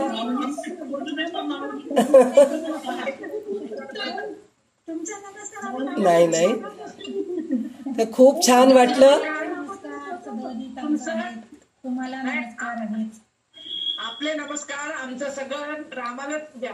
कृपा असू दे आमच्यावर. ते तर आहेच आहे. ग्रंथ आम्हाला सांगा. हस्तक्षेप करून तुमचा आवाज बघितल्यावरती म्हटलं आता आपण थोडस पुढे नेऊया, म्हणून मी हे केलं तुमच्या याच्यामध्ये. नाही खूप छान वाटलं मला ते केल्याबद्दल. सॉरी. नाही तसं काही नाही. खूप छान सांगितलं तुम्ही. असं छान सांगितलं. खूप आमच्या ज्ञानात भर पडली हो.